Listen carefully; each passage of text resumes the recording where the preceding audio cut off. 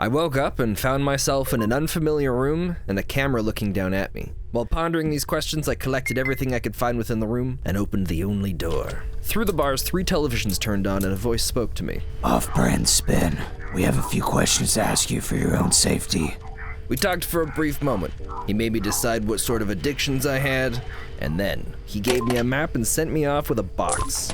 This was my new life now. Just outside, someone was kind enough to tell me a little bit about the place, and then I set off in hopes of earning some cash so that I might survive my first night in these new surroundings. The next person I met was Henrik, who was kind enough to give me some pea soup and a recipe for it too. He let me know that every day I could come back and there'd be more pea soup here waiting for me. Just inside the doors from the pea soup guy was the Redemption Militia, and that's where I met Filled and Tanner, and something about a rumor going around. But he wouldn't say much more except that he hadn't heard from a priest in a while who lives in Dikula B, and if I wanted to learn more about the strange stuff that's been happening, I'd want to talk to him. Upstairs I met Fidden's wife, who after I introduced myself said I shouldn't be up there, so I left. There was also Axel, who I met in the gatehouse to the bazaar. He'd only let me enter if I had a passport, and unfortunately they weren't issuing new ones at this time. There's a lot of other places to explore here. Inside Dikula C, I found a furniture shop, a vending machine that only sold rubber ducks, and this David guy who gets a lot of complaints about a bridge he built. And for some reason the guy upstairs didn't want visitors, so he set up bear traps, and I took his mushrooms as compensation for the damage. But that wasn't what I was craving.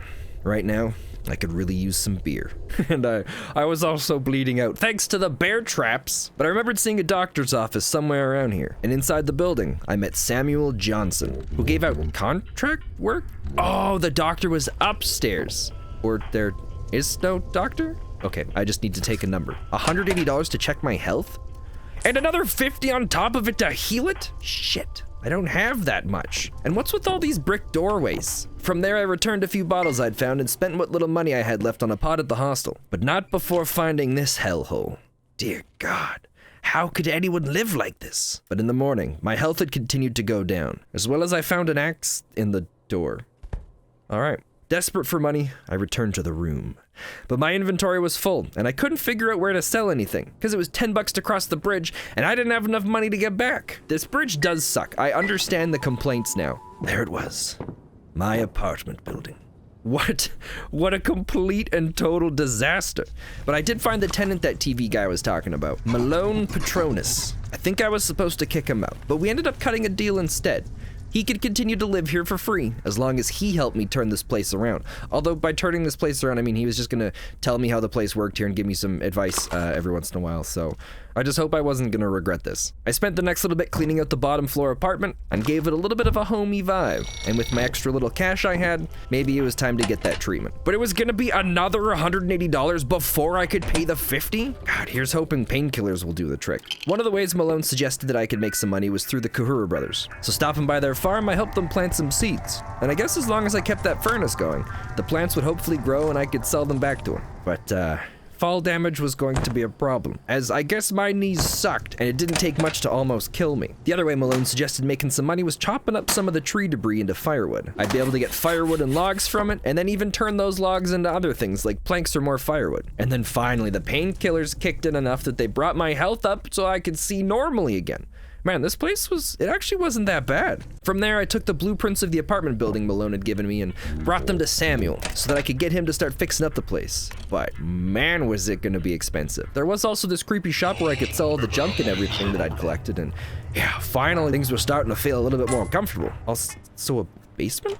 Yeah, nah, I'm good. That's a little too creepy for me right now. Although there are some more, but son of a, who's leaving bear traps everywhere? Back in the main strip, I found out that there was an ATM, but I couldn't access it because I didn't have a bank card. So I called the bank at the payphone. Let's see, 010-2424096. It was a long, drawn-out process, and not without its own share of problems. I had no way of using the internet from Obenseuer, so I had to find another way to get the paperwork and sign up for this thing. Thankfully, the bank had a very long and lengthy process for getting this done. I'd have to write up a request to get paperwork so that I could put that in an envelope and mail it to them with another envelope and stamp in it already so that they could send me back the paperwork form so that then I could probably follow whatever extra steps that they're gonna give me once I get it.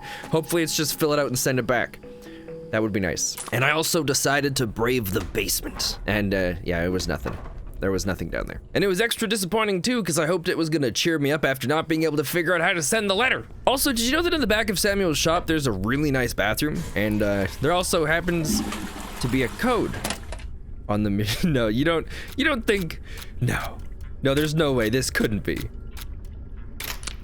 No, I'm a bad person.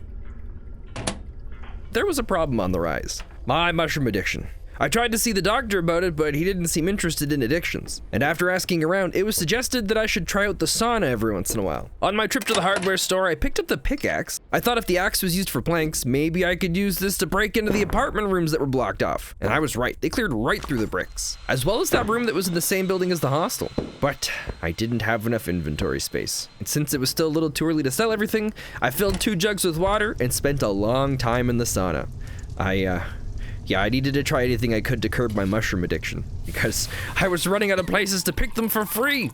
I also didn't know where I could buy them. I swear I saw someplace earlier. But the sauna didn't seem to be helping much, and even my time spent in the sauna, I was still consuming mushrooms, and I was down to my last few. But on a plus note, at least I finished the upgrade for my walls. But apparently, the place still wasn't good enough to rent. I would argue it's better than a tent. But at least I was able to purchase a few lockpicks and Jimmy opened the door here so that I didn't have to pay to go home all the time. Now I could save a lot of my money. On my way to the mushroom stash, this was the only place I'd found to find mushrooms, there was also a vending machine that sold mushrooms right beside it. And some of them in here had a lot lower potency than some of the ones I was eating. So hopefully this was gonna help me out a lot more. And wow, look how great this place is starting to look. And so I informed Malone the renovations were done, well at least one of them. Telling Malone about our recent upgrade, he was pretty impressed and sent me to the alley beside Omar. He said to push the red buzzer, tell them that I was Malone's assistant, and that way they'd let me in and they'd have some work for me, which hopefully I hope that means I get paid.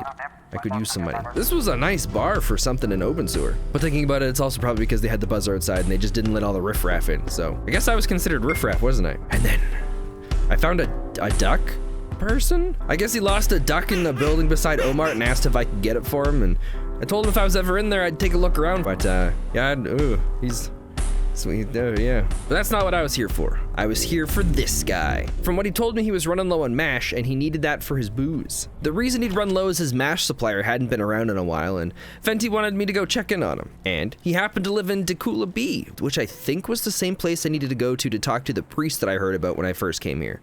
I think, I don't remember. But money's money, and I need money. And there it was, Dakula B. Right as I walked in, this person started yammering on about getting kicked out of an apartment, which was great. Maybe I'd offer to rent them a room at my place, but then I found out they were accused of killing the neighbor's cat. And then they gave me a key to their storage and asked me to break into their neighbor's storage from their storage to prove that it was the neighbor that killed the cat, which now I'm not too sure about this person. But curiosity got the better of me and I had to find out what was happening. And yeah, there was a jar with a finger in it. A jar of dirt with a finger in it. And the keys to the neighbor's apartment. Also, was that paint or was that blood? But here was their place, and obviously this food was about to spoil, so the only responsible thing to do as an adult would be to deal with it for them. That's what I was doing. And then I found a woman laying in her bed. I think she was the person that lived here. She wouldn't respond to anything and just stayed there. Panicking? Panting? I don't know what was going on. Nor did I know what I was about to find in the other room. Oh, shit. 911. No emergency services. I did everything I could. So I told the lady at the bottom of the stairs and I was, call 112. Oh, that's right. Emergency numbers are different out here. I'm from Canada. I continued to snoop around the place. I was looking for the MASH guy and the priest, if he was here. I think he's here. Also, I really hope that dead body wasn't the MASH guy or the priest. That would not be good. Upstairs, there was another room that some guy had moved into after a bunch of others were forcefully moved out due to something about overpopulation. And there was also this old internet door. If it was old and it involved the internet and it needed a 4-digit code. Oh my, no way. No way. I cannot believe that actually worked. But what seemed like a regular apartment was just the home to some nerd. And is this the duck thing I'm supposed to collect? On the top floor, I found a room blocked by some crates. I didn't have much durability left on my axe, but thankfully, it was enough to get me in. But unfortunately, it only led to a door that I couldn't even open. I couldn't even pick it. And finally, I found Max. And oh god, what a disaster it was talking to him. I could barely understand the guy, but eventually I was able to work my way through the maze of whatever kind of conversation this thing was, and I learned that he needed to make more mash, but he couldn't because he needed some stuff for it. So I was supposed to bring him 10 packets of sugar and 5 packets of yeast. And yeah, Max was gonna pay me for that. And then if I could get that to Penty or whatever the name of the guy at the bar was, then that means he was also gonna pay me, so I was gonna get paid twice for the same job. How nice is that? But unfortunately, I didn't find any information on what happened to that dude, and my priest happened to be in another castle. The stuff Mashman needed was a little easier to find than expected, but also a lot more expensive. But I mean, hey, at least I'd make my money back soon. $3? God, what a joke. There was also some police tape now blocking the door to that lady's place, or was it the guy's place? I don't know. Whoever lived there before, we couldn't get in anymore. But wait, I wonder.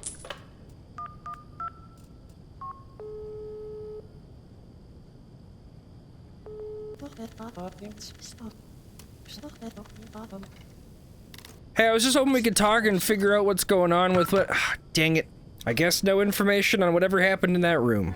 But at least I had good news for the bar guy, and he paid me nicely, as well as gave me access to his brewing setup. If I was ever feeling up for it, I could make my own mash there, and I could even sell it to him for a pretty good price. Too bad I didn't know how to make mash. And from there, we moved to investigating Tekula Sea, because this is probably where the priest was, right? Inside, I legally broke into one of the apartments and saved a bunch of mushrooms from spoiling. Go me. And then I found its balcony led to another door that I think that we could hack open, but I needed another axe for that. Hello? Anyone home? Just let me know if you don't want me snooping through everything. There wasn't much in this apartment, just a nice bathroom with thankfully no body in the tub. But there was a door I couldn't unlock. And another door here. All right, I'm gonna go get an axe. Ah, crap. Well, so far my life here hasn't been miserable. But it's still been early access, and there's not too much else that can be done quest-wise until things are updated and added, so maybe I'll just chill here at the fire for the time being. I'm sure we'll see each other here again in the future.